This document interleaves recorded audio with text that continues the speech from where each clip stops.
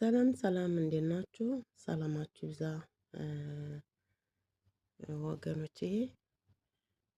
በህይወታችን ላይ ብዙ ነገር ሲገጥመን ማለት ነው።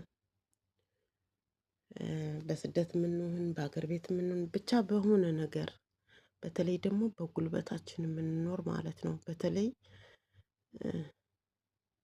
ሰው ቤት ሰርተን የምንኖር ማለት ነው እና ያው በረሃችንም ቢሆን በረሃችንም የምንኖር ብንሆን ማለት ነው። በህይወታችን ብዙ ተስፋ የሚያስቆርጡ ነገሮች ይገጥሙናል። ብዙ ብዙ በተለይ ደግሞ በቃ ይሄን ከአንድ ምዕራፍ ወደ አንድ ምዕራፍ እሸጋገራለሁ ስትሉ ምናምን በቃ መሰናክል ይገጥማቸዋል ማለት ነው። ሳይሆን ይቀራል የሆነ ነገር በቃ የሆነ ብኩን መሆን አለ አይደለ?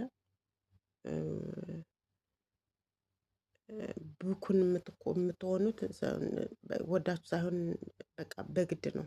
በቃ አንድ ነገር እናሳካለን ስትሉ እዛ ላይ ገንዘባችሁን ታውላላችሁ። ከዛ በቃ ገንዘባችሁ ሜዳ ላይ በቃ እንደዚህ የለፋችሁበት ምናምን ብቻ ብዙ ነገር ማለት ነው እና ልብሳችን ብዙ ነገር ይሸፍንልናል። ሆዳችን ልብሳችን ለብሰን ስንወጣ ምናምን በቃ አለ አይደለ? የኛ ስራችን የተመቻቸ ምናምን እንደዚህ በቃ የደላን ይመስላል ለሚያየን ማለት ነው። ግን ራሳችንን የምናውቀው ማለት ነው። እና ያው ልጆች እንደዚህ ራሳቸውን ተስፋ ቆርጠው ምናምን ራሳቸውን ያጠፋሉ ምናምን። ይሄ ደግሞ መፍረዴ ሳይሆን መፍረድ አልችልም። ምክንያቱም ብዙ ነገር በአእምሮ ላይ ይመላለሳል ማለት ነው። የሆነ የሚፈታተን ነገር እውነት ለመናገር በአእምሮ ላይ ብዙ ነገር ይመላለሳል። በቃ በተለይ ተስፋ በቆረጥንበት ጊዜ ብዙ ነገር ይመላለሳል። ብዙ ነገር ማለት ነው። የኔ ምንድነው? የኔ መኖር ምንድነው ትርጉሙ?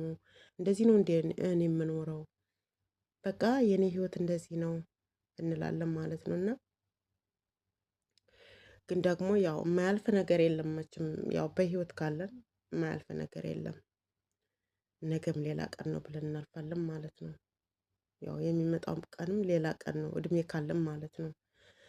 እና የማያልፍ ነገር አይኖርም። ያችን በተለይ ደግሞ ያችን ያለንባትን የተጨነቅንባትን ተስፋ የቆረጥንባትን ጊዜ እንደ እግዚአብሔር መልካም ፈቃድ ተስፋ ሳንቆርጥ ለማለፍ እንሞክር ለማለት ነው። ያው መፍረድ አይቻልም።